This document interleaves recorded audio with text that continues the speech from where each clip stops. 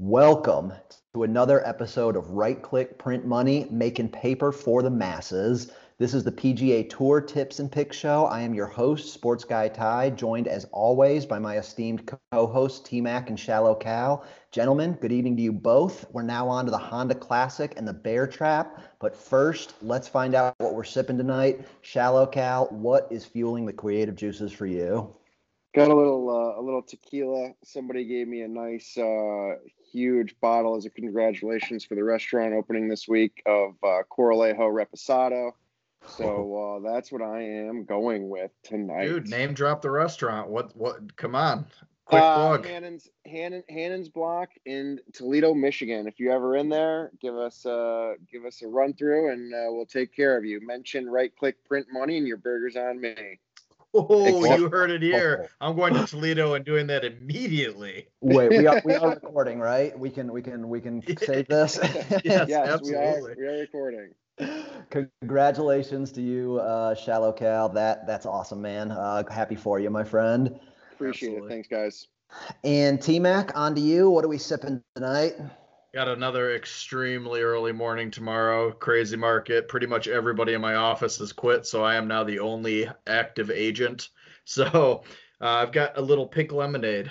Ah, a little pink lemonade out of a solid Tasty. cocktail glass still. Yes. Well Little done on the Roy vessel. Collins. Yes. Thank you. So I'm going with the Dos Equis tonight, Lager Especial, and for my koozie of the week, King's Den Hairstyling in Oxford, Mississippi. Shout out to Miss Carolyn, my longtime barber in the SIP. All right. Well, as always, we got a jam-packed show this week. It's going to include a recap of the players, which we may want to simply skip after our collective efforts last week. We'll discuss winners that did hit, talk about those that didn't, and also our biggest sweats of the weekend. Afterward, we're going to turn our attention to the Honda Classic at PGA National and previewing the course, layout, key stats before giving our best tips and picks for outrights this week. I want to let everyone know quickly where they can find the show. In addition to YouTube, we're listed on Apple Podcasts and iTunes, Spotify, Stitcher, Google Podcasts. Search Right Click Print Money and you'll find us. Do us a huge solid. Subscribe, download the episodes, leave an honest review. Let us know what you think about the show. It'll certainly help with some feedback, and we appreciate every one of them. It's how we help kind of climb those charts, get some recognition and notoriety for the show. We got a Twitter page as well, at Right Click Picks. Make sure to give us a follow. We post our full cards there every week, including our place bets and our props and any additions that we have in tournament. We've got a link pinned to our Google Sheet as well on the Twitter account that tracks all of our picks for the entire year. And finally, don't forget to give a listen to the European Tour Tips and Picks Show. I've got a preview out there right now for the magical Kenya Open in Nairobi this week. But gentlemen, before we jump into the recap of the players, we're going to try something a little bit different tonight. I did not give the boys a heads up on what we're going to do, so they're not aware of these topics, but I have 3 pertinent stories in the world of golf, one for each of you and a third for the collective.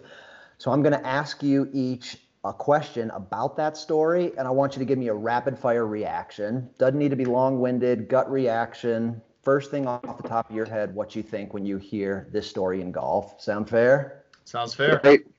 All right, well, we're going to start with you, ShallowCal. Fantastic. 20 years ago today, Annika Sorenstam became the first and still only woman to shoot 59 in a round of an LPGA Tour event.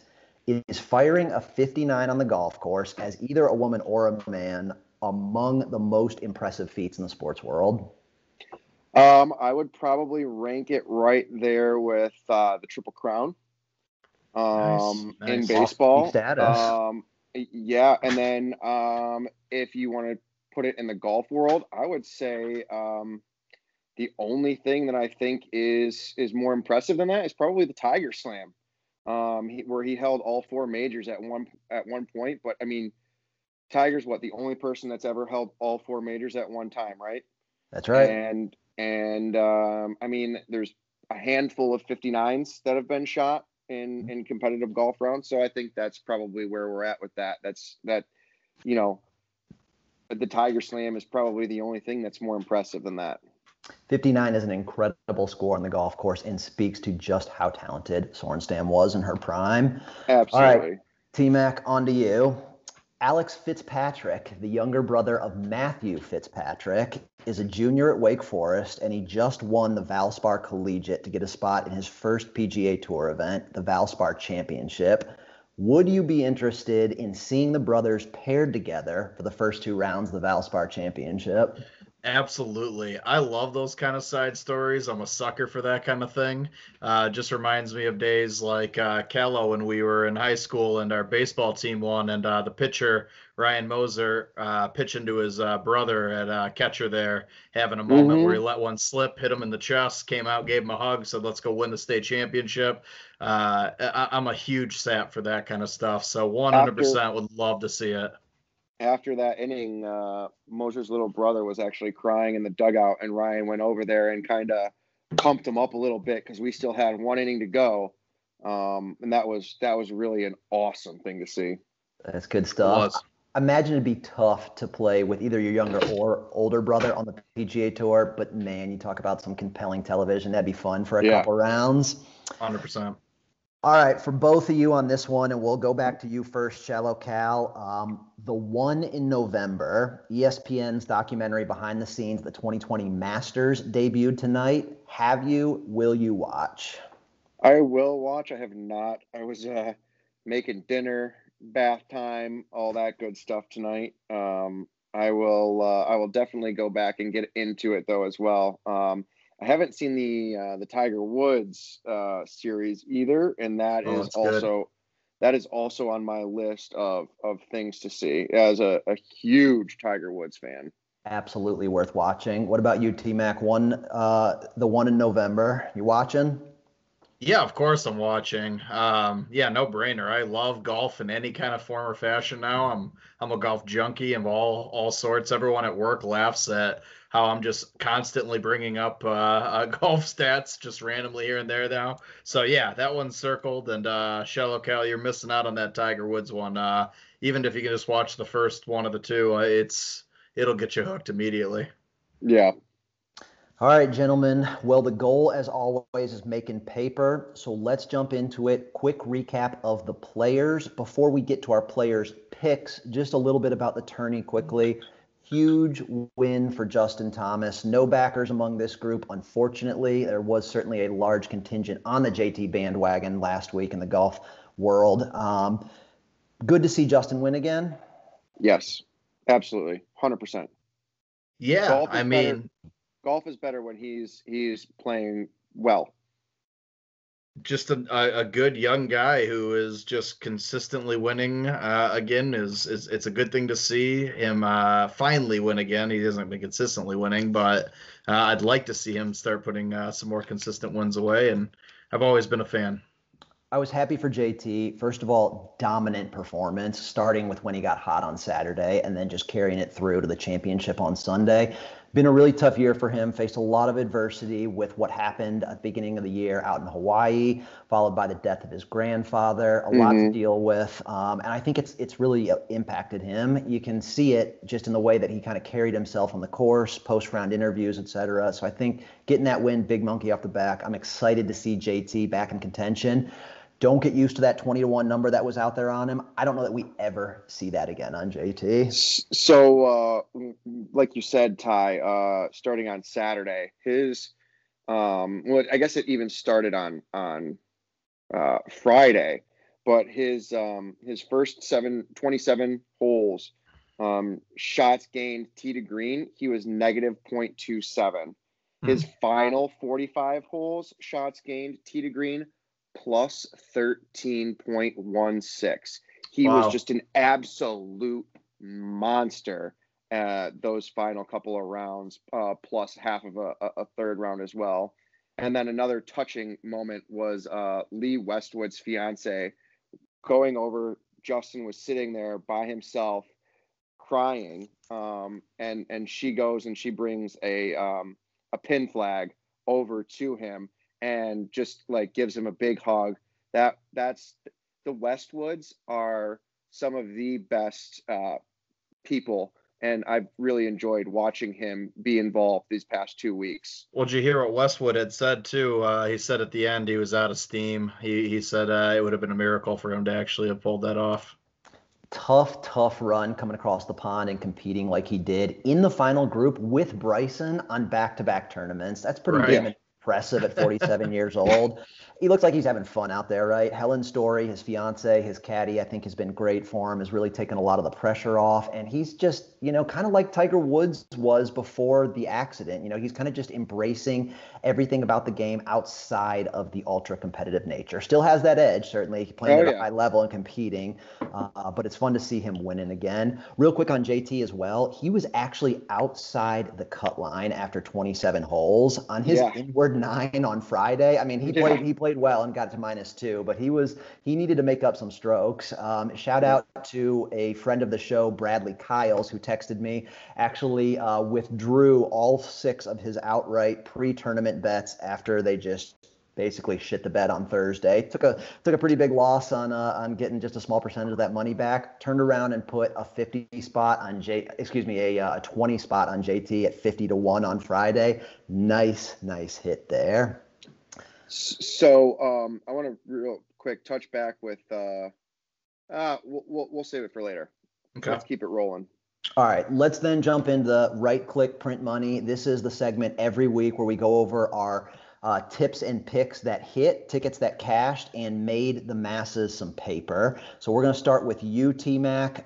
Who were you right-click printing money on? Yeah, so it's funny that I didn't have JT as an outright because I had him as a first-round leader, which he didn't hit on that, but I laddered him and hit quite well on him. So top 5 on JT, plus 500. That was a 3-unit payout. Top 10 on JT, plus 210. That was a 1.55 unit payout. Top 10 on Matt Fitzpatrick. I was big on him this last week. Plus 400 with a 1-unit bet. So that was a 5-unit return. That was a nice one. Top 10 on Justin Thomas again. That was a plus 110 half unit. So just over a unit return there. Top 20 on Fitzpatrick. That was plus 200 with a half unit. So that was a unit and a half return. And then plus 20, top 20 on Cam Smith. And he was plus 240 for that for a half unit. So almost full 2 units on that return. Right click, print money, baby. Absolutely. Tough week overall, but always feels good when you have a few winners coming back, no matter the outcome. That was, I returned about half my card there. So what I don't mind is I had a couple chances at a couple win hits.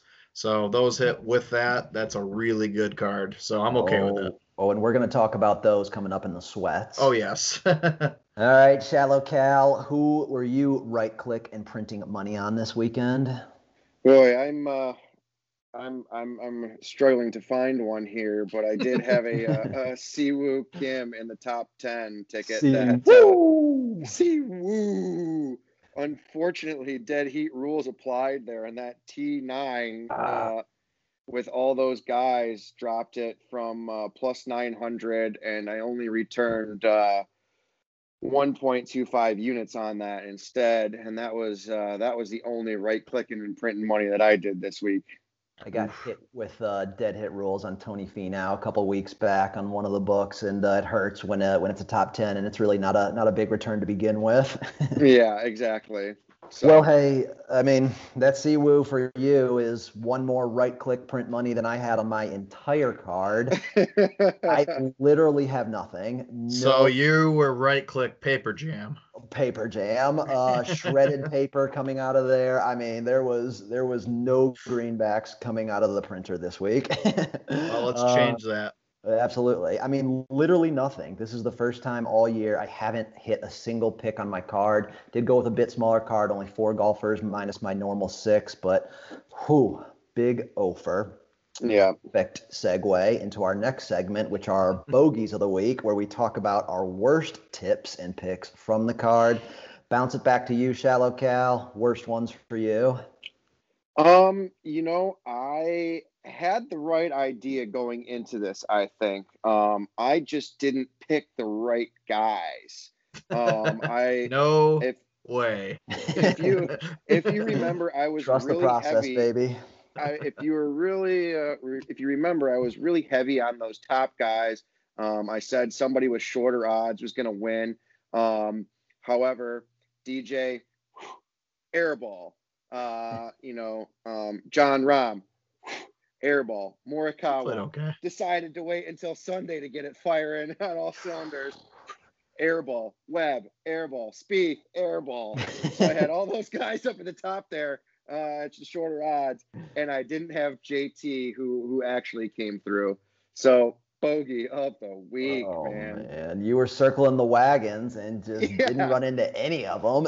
Yeah, I was a little worried about JT's form, honestly. And looking through Thursday and halfway through Friday, I was kind of right, and then all of a sudden it was click, done, boom, and he just went off. Oh my gosh, there was a big divide in golf Twitter over JT. About half of the community was completely off him, like you were, ShallowCal. The Tour Junkies, one of the best podcasts out there. Ben's Chalk Bomb actually was JT, the golfer to fade, who wound up winning it. But you take a look through that timeline, and there was a whole bunch of JT backers out there as well. So again, we're not seeing that 20-1 on him anytime soon. No. All right, T-Mac, bogeys of the week for you. I've got two right off the bat. I mean, the first one is Patrick Cantlay. I was so high on Patrick Cantlay this week. And what's funny is I was only high on him after listening to the Pat Mayo Experience. He really turned me around on him. And he wasn't in my initial lineups last week. Yeah, and I mean, he just killed me. The other one is, honestly, this was the week I thought Cameron Chingale was going to do something, and he usually even has a couple good rounds. He just came out in Calo Shell fashion, airball, just absolute awful Chingale. So those two are my bogeys of the week. All right, a couple squares on your card. Bogeys of the week for me. Everything. I mean, literally my entire card. I was right there with you. T-Mac on Tringale, missed the cut. Cantlay went 2 units, missed the cut. J-Day was a complete no-show on the weekend. Cam Smith and Abe Answer at least threatened Saturday and made things a little bit interesting before completely disappearing on Sunday. So a big 0 for 4. You pick 4 golfers and you ladder them with some place bets at 5 and 10, and none of them hit. That's going to be a big swing and miss. But we all also had a couple sweats this weekend. A few tickets that looked promising, didn't quite make it. T-Mac, back to you. What were you sweating about? Oh, the biggest sweat was I had an outright win on Taylor Gooch, 150-1, and he was in it at the very end. I mean, he was starting to run out of real estate. He had a couple birdie chances that he missed for pars. But he saved a couple good pars too. So, I mean, he was really, really contending at the end. But I think when he finally got to 16, I was just looking at it, and it was like, I mean, he needed to go like 3 under on the next 2, or have, Westwood and a couple guys just, bogey, and JT, bogey, or, he was hoping somebody else would screw up at that point. So birdies on 17 and 18 were not plentiful. No, so it just didn't seem like it was going to happen. But oh man, I thought it was going to happen. That 150 is coming somewhere. Oh yeah, I told you I'm going to hit it. It's going to be my boy Augustine. Yeah, he's going to be a little bit longer than 150. So if he hits it, that'll be a little bit nicer. Oh, our Vanderbilt boy, that's awesome. All right, ShallowCal, sweats for you this weekend. So I had a couple of good ones. John Rahm, man, he was in prime position on Sunday if he had a good round to come and take it. And there were a couple of times where you think, all right, this is where he turns it on. He starts with a birdie, goes to 10 under, and then he has another chance, and then just starts giving strokes back, and really had a few putts for birdie after that he really could have got the train rolling, but just never did. Siwoo, again, at one point was top 5. I had him a top 5 and a top 10. Then he started missing 5-foot putts. Oh man, I couldn't believe some of the putts that he made. And then Matt Fitzpatrick also was right there for a top 5 if he hadn't dropped back. So I was real close to actually gaining quite a few units on this week and going in the positive if some putts go my way. But that's just not how it broke for me. I guess that you can call Cam Smith and Abe Answer sweats for me, top 10 sweats. But again, they just faded Sunday, and there really was never a point in the day when they seriously contended for it. So no big sweats for me on the PGA Tour card. Big one for me this week came on my Euro card. I had a 100-to-1 ticket on Jeff Winter, and he actually was the tournament leader after 2 rounds going into Saturday in Qatar. So obviously 8 hours ahead. I was waking up throughout the night, overnight, Friday and Saturday, as I mentioned on the Euro Tour Tips and Picks show. I've got a young son who did a pretty good job of helping me wake up throughout the night and stay up to watch a little golf. But brutal conditions in Qatar. And old Jeff Winter just kept chugging along. Didn't make many birdies, but lots of pars, stray bogey here or there. Just kept staying at the top of the leaderboard in the 3rd round, 1-2, and then boom, triple bogey, completely lost it on the par 3, 15th. Got inside his head, had to call a rules official after he put one in the damn desert brush. And it was just a meltdown. Didn't come close from there. Actually did kind of threaten a top 10 at the end of the day on Sunday, but massive miss there.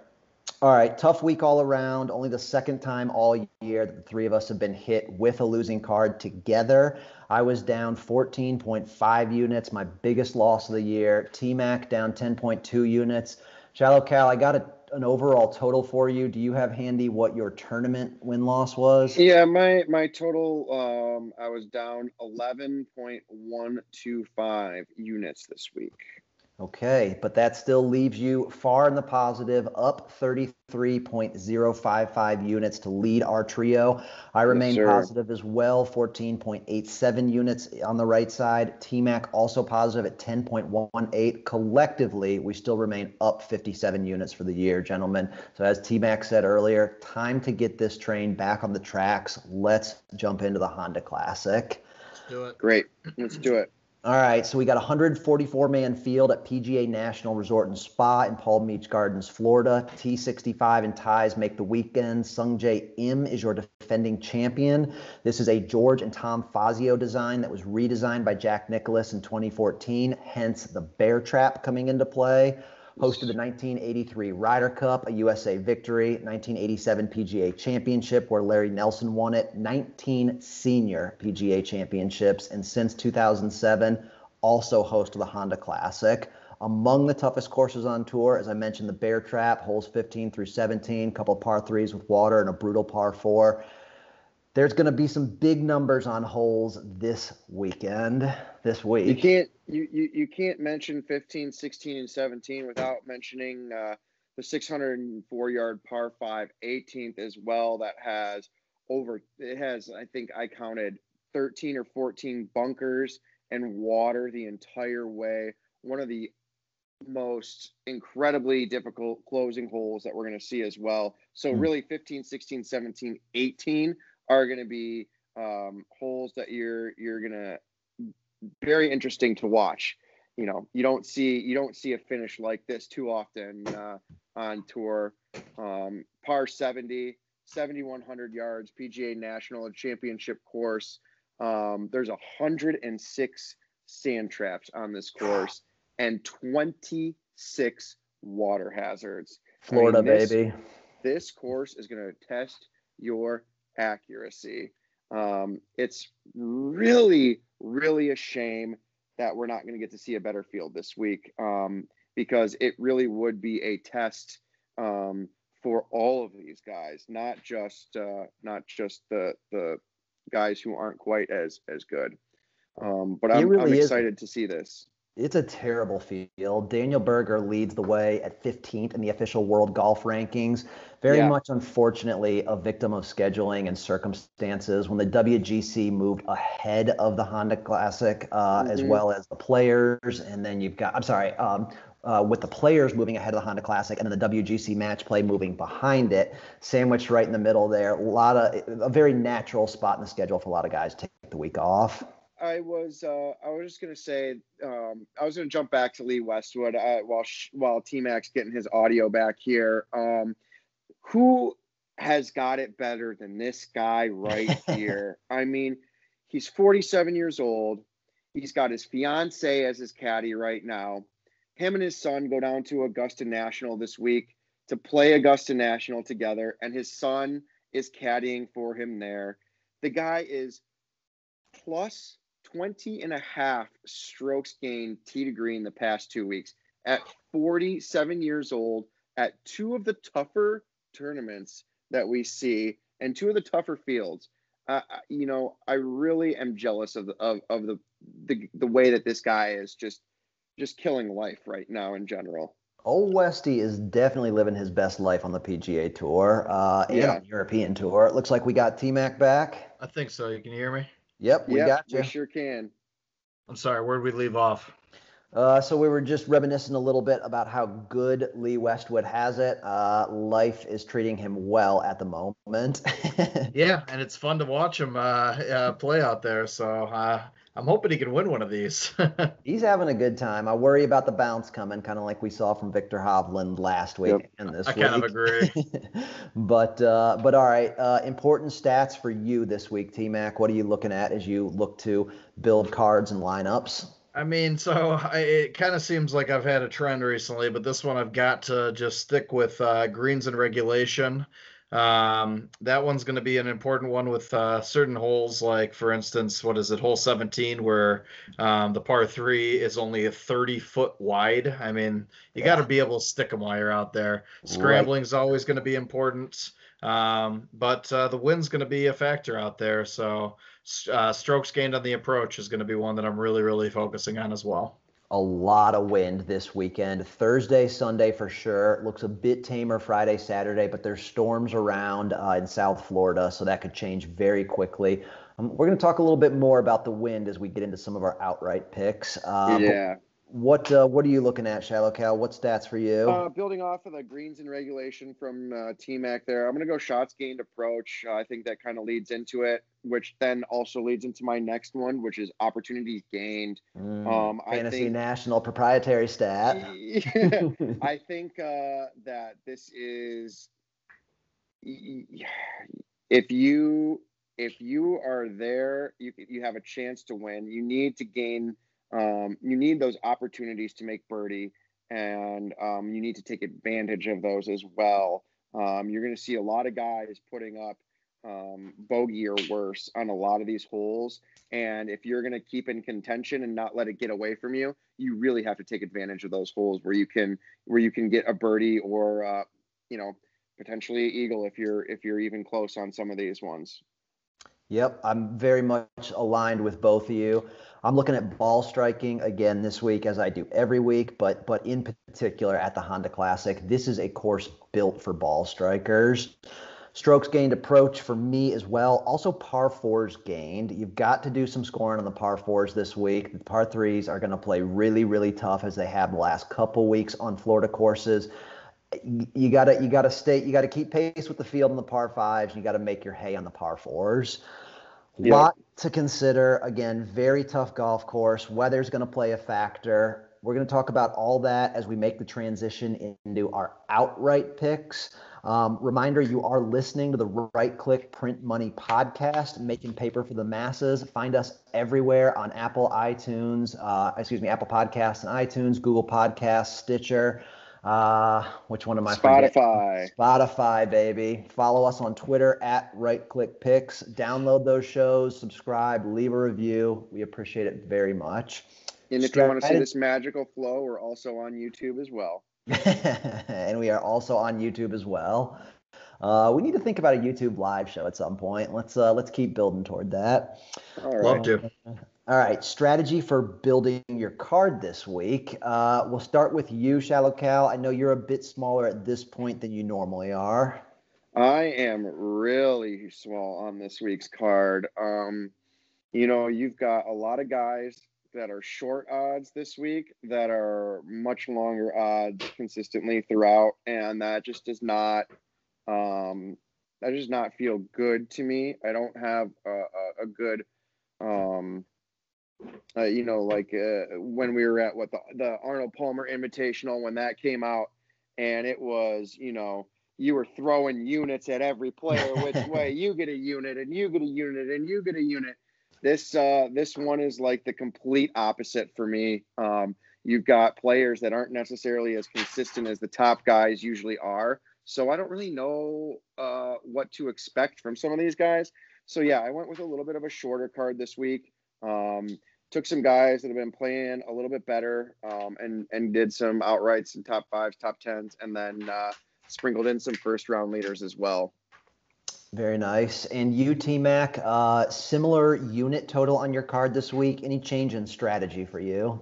Not really. So just kind of stuck with a few of my win bets. Then I went for the lotto picks at the win there. Then I did a few handful of first round leaders. And then I did my ladder bets from top 5 all the way through top 20. Okay. This week, though, I actually don't have any prop bets. It's first one. I probably will throw 1 or 2 in there. But honestly, it's a busy weekend, so that's usually when I throw them in, and I don't know if I'll get to it. All right. Well, we'll look for the live ads on the pick sheet from you throughout the week and getting into the tournament. I like some first round leader picks that I might throw just some quarter units or less on, just to splash around a little bit, spin the old roulette wheel, if you will, and see what we can make happen. A little bit of action on a Thursday. Action on a Thursday morning, just see what I'm feeling. Yeah. Well, smaller card for me this week, starting out at least. I've only got 4 golfers again on my outrights. I am keeping a few in the chamber for some in-tournament plays. As mentioned, the wind is going to whip on Thursday, and I think you're going to see really a totally different composition on Friday with these players coming out, depending on early, late wave, who gets the worst of it one day, how that translates to the second. So I'm really interested to see what the odds boards do, really those first 2 days and then into Saturday morning. Here's another thing that's not to be overlooked. March Madness starts this week, late Thursday night into Friday, Saturday, Sunday. Not saying this is going to be widespread practice across the board, but a lot of books may be sleeping a little bit in updating the live odds because of being so preoccupied with March Madness. There were a couple that were asleep at the wheel Saturday when JT was making his run, and there were still some pretty juicy numbers on him well into it. I'm going to be looking for that, as I mentioned, a lot Thursday, Friday, and into Saturday morning, see if I can pull the trigger on a couple more if I like some players that are developing. Mm-hmm. Let's talk about the betting board, gentlemen. We will start first with any of your picks less than 20 to 1. ShallowCal, anything for you in this range? I have one at exactly 20 to 1, and it's Mr. Joaquin Niemann. He's this past couple months, I should say, he's been playing pretty solid golf, and I got him at 20 to 1. So let's see what we can do here without those top tier guys. This is the perfect opportunity, I think, for him to bust through and get that win. And T-Mac, I believe that you're also tipping Joaquin Niemann this week less than 20 to 1. Correct. BetMGM still not the best odds out there, guys. 18 to 1. So that makes 3 of us on the Joaquin Niemann train this week. I got him at 20 to 1 as well. 2-unit play, again, trying to make up for my Patrick Cantlay miss last week. Interesting things happening to Joaquin Niemann's odds. They crashed a little bit on DraftKings earlier Tuesday afternoon into evening, down as low as 12 to 1. Wow. But FanDuel was still hanging a 20 number out there on him. Haven't checked lately to see where that wound up. But 12 burger on Joaquin Niemann? 12. He became the second shortest in the field after DraftKings made that adjustment. I thought somebody pulled out. I thought Berger pulled out or something. Pretty amazing. Okay, anything else for either one of you? Nothing else less than 20 to 1? Nope. Nothing here either. So T-Mac will come back to you. Anything in the 20s to 30s for your outrights? Nothing in that range. ShallowCal? Nope. One play for me here, Shane Lowry. I saw a big number on him early, 35 to 1. Here's the thing on Lowry. Not great course history. T21 is his best finish at Honda. I don't worry as much about course history here because of how difficult it plays, and especially in a year like this when the wind is going to impact. And that's what really turned me on to Shane Lowry is the windy Irishman can play in the wind. Exactly. Yep. I mean, is Shane Lowry live at the Open at Royal Portrush? Of course he is. Yeah. So why can play in the wind? Absolutely. And why wouldn't, and the same thing happened here last year, and he just kind of fell apart down the stretch, putting balls in the water left and right in those tough conditions. But again, I think I like the number as much as the player on this one. I like Lowry, but 35-1 was just too difficult to pass up. Also had a really, is really he related to Mike Lowry by any chance? Who is Mike Lowry? No Bad idea. Boys fame. Oh. Mike Lowry. I don't know. That's a good question. I believe Will Smith played the character, Mike Lowry. Nice weekend at the Players for Shane. Goes 69-68 to sneak into the top 10 and finish 8th. Love him at that 35-1. All right, 40s and 50s. Back to you, T-Mac. Anybody in this range? Got my boy Taylor Gooch. Should have won it for me last week. He's going to win it for me this week. Unfortunately, not quite 150 to 1. He's at plus 4,000. So I like 40-1 odds on them. I'm feeling good about it. 40-1 odds, nice number on Taylor Gooch. That has since come down significantly from there. ShallowCal, how about you? That's kind of the trend, and why I don't have a bigger ticket this week is you see these guys last week where they're 150-1, 75-1, 80-1, and then all of a sudden they're 30-1, 20-1, 18-1, and it's like, I don't really like that, and I don't really trust that. So I got a couple guys. I got the Gim Reaper, Dougie Gim. He looked pretty good for a while there last weekend. I got him at 48-1, and then I got T-Mac's boy Cameron Tringale at 45-1. Couldn't bet you this week, Tringale. You let me down too much last week. His perfect week for a bounce back now that you're off of him. You're right. That's You're what right. happens. One play in this range for me. I'm on Chris Kirk at 41-1. Nice. Pretty good ball striking at the Players. Terrible putting. He lost over 4 strokes on the green and was 68th out of 71 players measured after the cut in strokes gained putting. And that's a guy you can get behind and root for too. Definitely. Yeah. His story is incredible. Yep, a guy that's fun to be on. 19th in strokes gained. I say that as I take a sip of tequila. 19th in strokes gained tee to green at the Players. Very encouraging there. He ranks 18th in this field for ball striking and is gaining nearly a half stroke on the field on approach. So again, I like targeting guys like this who are good ball strikers at a ball striker course, but also coming off a really bad putting performance, because as we know, the putter comes and goes week to week. Yeah. I mean, if he just loses, a shot and a half to the putter, he's sitting probably in a fine position at the Players. Yeah. Okay, let's lump it together as we typically do. 60s, 70s, 80s, 90s. Again, to you, ShallowCal. Anybody here before we get to triple digits? No, this one was kind of like I felt almost like spinning this tournament spinning a roulette wheel, and I just did not feel comfortable splashing around units just for no real good reason. So I'm gonna fade the. Oh wait, there is one. Russell Knox. Russell Knox. I do have Russell Knox at 80-1. The Scottish Russell Knox. Scottish Russell Knox. You can guess why. Russell Knox, Scottish guy, can play in the wind. Links player, baby. Links player. This course isn't necessarily, a links course. No, but you're going to have similar wind. Yeah. You're going to have similar winds. Good ball striker. So let's see what he can do out there. All right. How about you, T-Mac? 60s, 70s, 80s, 90s. Yeah, I got 4, so I'll rattle them off here. I got my boy Benny On. 66-1. Love him at 1 unit there. 11 strokes on 17th on Friday, but he laughed about it, had a good time with it. Actually, it's really funny because I don't know if you saw somebody tweeted out something like raise your hand. Yeah, raise your hand if you did, and he played along and raised his hand. So tagged himself. Tagged himself. It was perfect. So you got to have a good sense of humor and just bounce back. He's a good golfer, but we all have games and holes like that. So anyway, moving on to Alex Noren at 66 to 1. Yeah, not you. I also am playing the Scott Russell Knox at 80 to 1. And then I've got our boy, Brian Stewart at 80 to 1.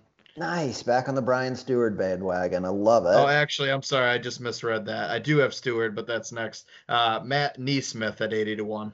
Neesmith, 80 to 1. Okay. Another good ball striker. Actually leads the field this week in ball striking, coming in, gaining both off the tee and on approach. Very trendy. I don't think I'm going to dabble in the first round leader market this week. If I do, Neesmith is going to be on my short list. All right, let's move to triple digits then, 100 to 1 or longer, because I've got nothing 60s to 90s. I will start us off here, though. KH Lee, 100 to 1. A lot of discrepancy, a lot of disparity in the books as soon as the numbers started coming out on Monday. Saw him at that 100 to 1 number, but almost immediately saw him at a 66 one place, saw him at an 80. So I really like the value on a guy who's got decent course history here. He was 38th last year, 7th in 2019. Second this year at the Phoenix Open. He showed in a lot of my models that I ran the last couple days, showing up here, just good strokes gained at the Honda.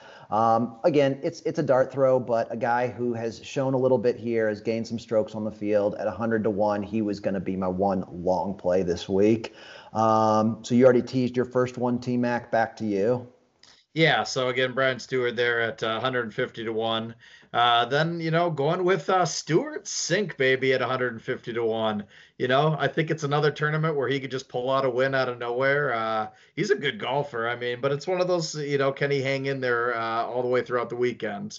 And then finally, I'm taking a big swing here at 400 to 1. My boy VJ Singh, baby. Let's go, VJ. Just one more, baby. I'm going to tell you the same thing I told you on our friend Kamal Johnson. Take that money and put it on a Powerball ticket because you got a better shot than BJ winning at 500 to 1. Yeah, well, I bet 2 units on that bet. So let's go, BJ. All right, just for that, I'm going to have to dig out the picture from the 97 or 98 Buick Open that I have as an 8th grader with BJ Singh. We'll put that on the Twitter account here in the next day or so at Right Click Picks. Pulling hard for VJ 500 to 1. 400. 400. All right. Well, we'll take that too. All right. ShallowCal, what about you? Anybody triple digits or longer? Nope. No lottery tickets for me this week. All right, gentlemen. Well, that's going to wrap us up. A reminder, you can see all of our picks, including, oh, no, I'm sorry. Let me come back. Do we have any exotics, any favorite bets that you want to throw out there as well? One in addition to your outrights? I got the Cameron Tringali outright at 45 to 1, and then I laddered his top 10 and top 5 and first round leader. So if we could just go all 4 of those, we could have a massive weekend. Let's go Tringali. First round leader 50 to 1, top 10 plus 360, and top 5 plus 900 to go along with that outright at plus 45 to 1. And to you, T-Mac. All I'm saying is I'm big on Noren this week. I think with the wind, he's gonna be out there playing well. And if he ends up hitting, I think I'll go up like plus 80 units. So I got Noren laddering all over the board. All right. Well, no exotics for me this week. As a reminder, you can see all of our picks, including outrights, our place bets, matchups, props, etc., by following Right Click Picks on Twitter. Look for that picture of me and VJ Singh as well this week from the 98 Buick Open. We'll tweet out our full weekly cards here in the next day or so, but you'll be able to find all of our picks right now on that spreadsheet that I mentioned, link on the Twitter account. As always, gentlemen, the goal is making paper, so let's get out there and right-click print money for the masses. Cheers. Cheers, boys.